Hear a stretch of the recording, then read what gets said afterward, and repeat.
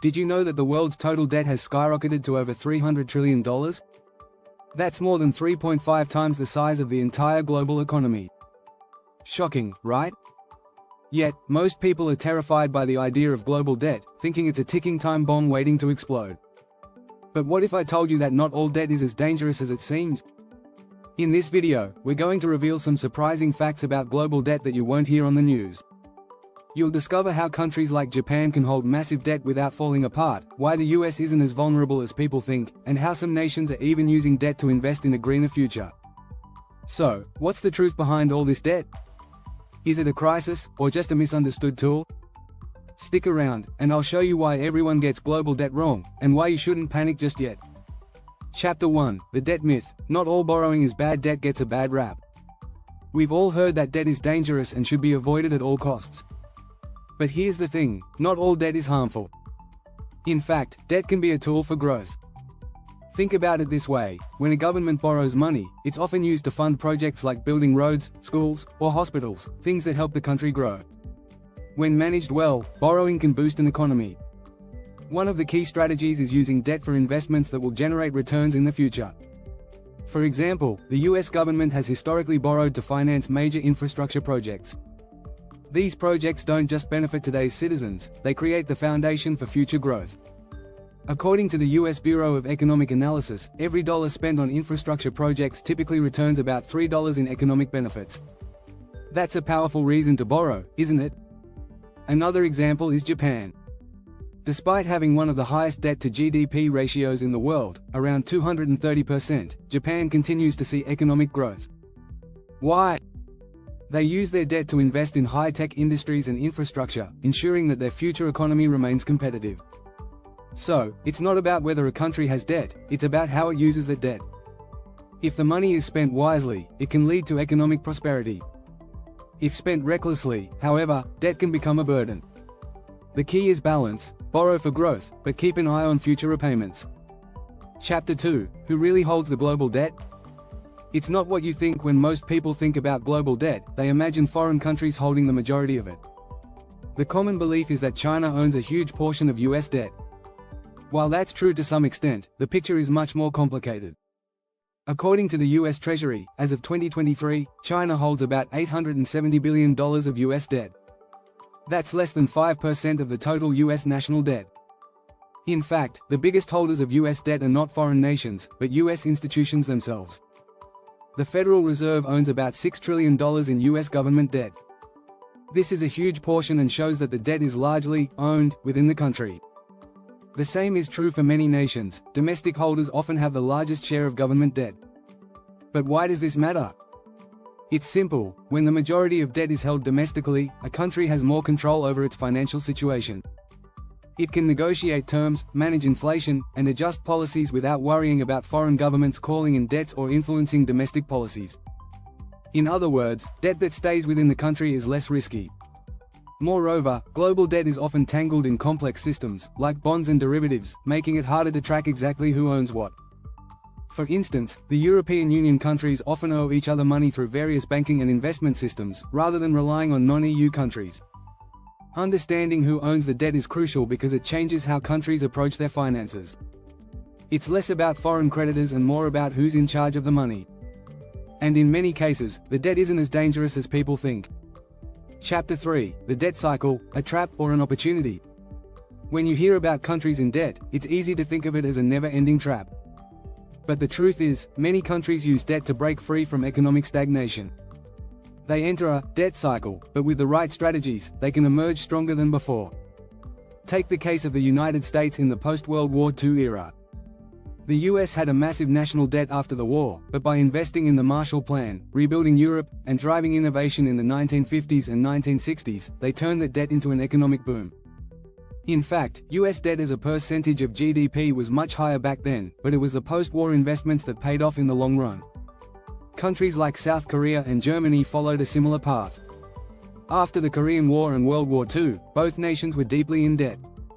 But through smart borrowing and investing in technology, infrastructure, and education, they transformed their economies into powerhouses. However, not all debt cycles end successfully. The trick is ensuring that borrowing is aligned with long-term goals. Countries like Argentina and Greece have faced financial crises because they borrowed excessively without investing in areas that would pay off in the future. When that happens, the cycle becomes a trap. The key lesson here is that debt isn't the problem, it's the strategy. Countries need to borrow for specific, productive purposes that will provide returns down the road. If they don't, the cycle can turn into a vicious trap. But with careful planning, debt can be an opportunity to fuel economic growth and development. If you're enjoying this deep dive into global debt, make sure to hit the subscribe button and turn on notifications. There's more to uncover in the next chapters, so don't miss out on the rest of this eye-opening video. Chapter 4: Global Debt and the Power of Currency Manipulation. When we think about global debt, we often forget that currency manipulation is a powerful tool that governments use to manage their debt. Countries can change the value of their currency to make their debt easier to pay off. How? By devaluing the currency. This reduces the real value of the debt and makes it cheaper to repay. Take the US, for example. The US dollar is the world's reserve currency, meaning many countries hold it as part of their foreign reserves. Because of this, the US can run up debt without worrying too much about its currency losing value. When the US government borrows, it can simply print more money, which lowers the value of the dollar and makes its debt less expensive over time. A real-world example of this is the 2008 global financial crisis. The US Federal Reserve slashed interest rates and used quantitative easing to flood the market with US dollars. As a result, the US dollar depreciated, making the cost of paying off debt in dollars lower. While this strategy is often controversial, it works in a country with a strong economy and a global currency. Other countries use similar tactics. In Japan, the Bank of Japan has been known to manipulate the value of the yen. By doing so, they've kept their export economy competitive and managed their enormous public debt. In fact, Japan's public debt is the highest in the world relative to GDP, yet the country has avoided a debt crisis largely because of the ability to control its currency. The key takeaway is that currency manipulation is an essential part of managing national debt. Countries with the power to control their currency can use it strategically to reduce the burden of debt and maintain economic stability. Chapter 5: The Environmental Cost of Debt. Is climate change being funded by borrowed money? Another unique angle on global debt is how governments are borrowing to fund climate change initiatives. In recent years, there has been a surge in green bonds and sustainable investments. These are debt instruments issued by governments and corporations to fund eco-friendly projects, such as renewable energy, conservation, and infrastructure development. In 2023, the global green bond market reached $600 billion, up from just $11 billion in 2013. This rapid growth shows that countries are increasingly turning to debt to finance their climate goals. However, there's a catch. Borrowing money to address climate change is a double-edged sword. While it's crucial for the planet's future, it also means that governments are adding more debt to an already overwhelming pile. In fact, the UK government issued green bonds in 2021 to fund its ambitious carbon reduction targets. The issue raised £10 billion to help fund projects aimed at reducing emissions. However, critics argue that if these projects don't generate immediate returns, the debt could become a burden on future generations. The idea of borrowing for the environment is not new. In the 1960s, the US government borrowed to fund space exploration, which led to innovations that benefited society. The same could happen with green projects, but there's an important question: what happens if the returns on these environmental projects take too long to materialize? This brings us to a critical point: countries must balance their environmental ambitions with the reality of repaying the debt. If they borrow too much and fail to make climate projects profitable, the debt could eventually outweigh the environmental benefits. In the end, borrowing for the environment is an investment in the future, but it's essential that these projects generate returns to avoid leaving future generations with an unsustainable financial burden. Chapter 6: The Global Debt Crisis. Why you shouldn't panic yet. The idea of a global debt crisis often makes headlines, but should we really be worried? While it's true that global debt has been rising steadily, the situation is not as dire as it may seem. According to the Institute of International Finance, global debt reached $300 trillion in 2023, a staggering number. However, the bigger picture shows that debt is not automatically a crisis, it depends on how it's managed.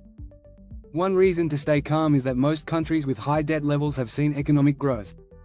For instance, the US has had a rising national debt for decades but continues to grow as one of the world's largest economies. The key is how that debt is used. As long as the money is spent on productive investments, such as education, healthcare, and infrastructure, debt can be manageable. Moreover, global interest rates are at historic lows. This makes it cheaper for governments to borrow. The US pays just over 1% on its debt, which means that even though the debt is large, the cost of servicing it is relatively low. In fact, countries like Germany and Japan have benefited from low borrowing costs, allowing them to continue running deficits without facing financial distress. Another reason to remain optimistic is that global debt is not concentrated in just a few countries. It's spread across both developed and developing nations. For example, China and India have large amounts of debt, but they are also growing rapidly and have strong economic fundamentals. Furthermore, the international financial system has many tools to manage debt crises. The International Monetary Fund, IMF, and World Bank offer financial assistance to countries in need, and most countries have the option to restructure their debt if necessary. These systems provide flexibility, which reduces the risk of a full-scale crisis. It's important to note that some countries with high debt levels, like Japan, continue to thrive, while others with lower debt may face challenges. This shows that debt alone is not an automatic predictor of economic doom. It's all about how that debt is managed and whether the government can invest in its future growth. So, while it's wise to keep an eye on rising debt levels, there's no reason to panic. The real risk lies in how governments choose to use their debt. If they make smart investments, global debt could continue to grow without causing a major crisis. Global debt is a complex issue, but understanding the strategies behind it reveals a different story than what we often hear. Debt is not necessarily a bad thing. It can be a tool for growth, sustainability, and economic stability. By recognizing the role of currency manipulation, the balance between borrowing for the environment, and the true nature of the global debt crisis, we can see that managing debt wisely is key to a country's financial future. If you want to stay informed on global finance topics like this, don't forget to subscribe and hit the bell icon.